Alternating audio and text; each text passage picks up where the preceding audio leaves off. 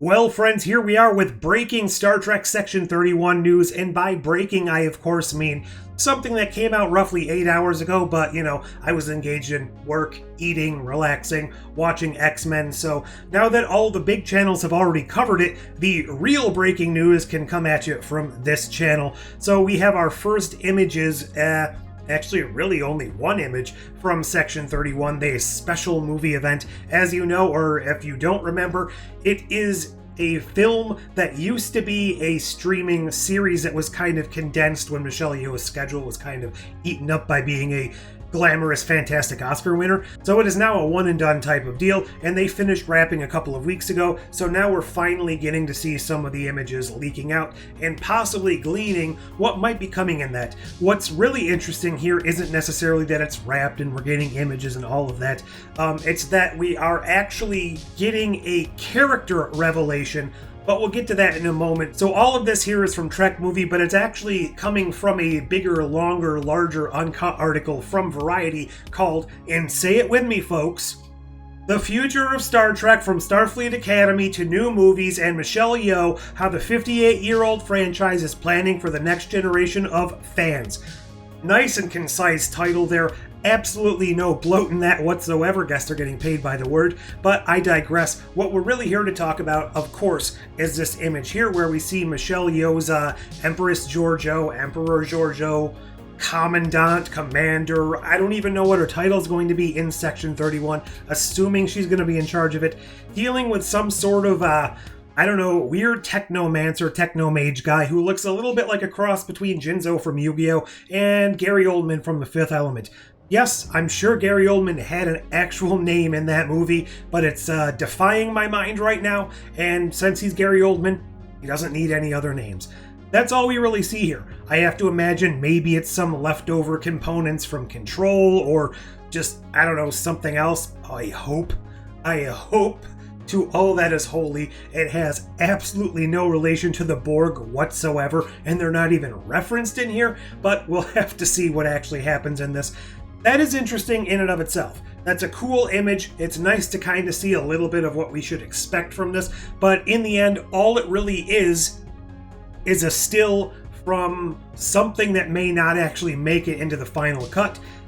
Interesting as it is, the real meat here is not this virus link that I'm going to just skip over right here, but that we get another returning legacy character who is confirmed to appear in this, I almost wanted to say season series, it is a movie, in the Section 31 movie event. So this is Rachel Garrett, famously from yesterday's Enterprise, that definitive Bridging the Gap episode of TNG. It kind of was the first real turning point that kind of cemented the new status quo from the third season forward, that was really going to change TNG into something special outside of that very wooden and kind of weird tilted couple of first seasons TNG had. Not that I'm saying there's nothing good in the first couple of seasons, but it really did kind of just kick things into a whole different gear. And of course, it was the return of Denise Crosby's Tasha Yar, who returned to the past, was thought dead, mothered Sela, and then was shot dead by a Romulan, but that was seen off screen, so who's to say that actually happened? Of course, Rachel Garrett, the captain of the Enterprise C, she was given to us, for all intents and purposes, entirely 100% fully formed. A very competent captain of the flagship of the Federation, the Enterprise C, I guess I should say the flagship of the Starfleet. I digress. But she was already this really well-to-do character. She had already earned all her stripes. We didn't have to see any of that because she was created not as a character necessarily, but more as a means to an end to fulfill the story they were trying to tell. So we didn't need to know all of the specifics on who Rachel Garrett is.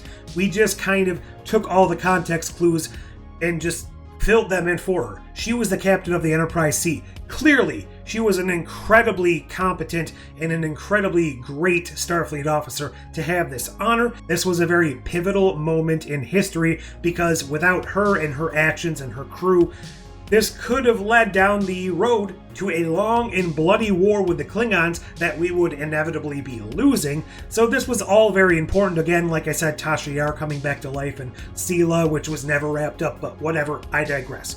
Here's where I get a little bit hinky as far as what's going on in the show. So it looks like to me, this is just going to be, and I don't want to say a glorified cameo, but this is more like giving the fans a character who they are familiar with, but one they don't know much about. So we know very little in Alpha Canon. Let's get that straight, because there are a whole novel series and all sorts of stuff in Beta Canon explaining her, the Lost Era, the Lost Years, whatever you want to call it. So there was a lot of backstory developed for her, but in the actual show, all we have is yesterday's Enterprise, a couple brief references over the years as far as great captains the Enterprise see, and then the last time we saw any mention, as far as I can recall, is Picard Season 3, when her statue was kind of a plot point as far as the destruction by Vadic and all that stuff. So she is a very revered and honored member of Starfleet who was very pivotal, as I said, with the cessation of aggression between the Federation and the Klingon Empire. That being said, she is apparently going to be a younger version of her here. Hopefully, what I'm dreading and I'm hoping isn't going to be the case is that this isn't going to be a sort of Pike situation where she is brought into this web of conspiracy with Section 31, and we know Georgiou is dealing with the Guardian of Forever and her dimension and time hopping. I really, really hope this isn't a way to bestow upon Garrett here the wonders of her future, or I guess the lack of wonders, and to show her what's coming and to let her deal with that. Now, I know in yesterday's Enterprise, she was told, if you go back, you will die, so she had that little bit of foreknowledge and chose to be the hero anyways. I would hate for them to undermine that by telling her here, when she's a younger character, this is your inevitable fate, similar to what they're doing with Pike. Now, I don't hate that they're doing that with Pike, because it's an interesting story.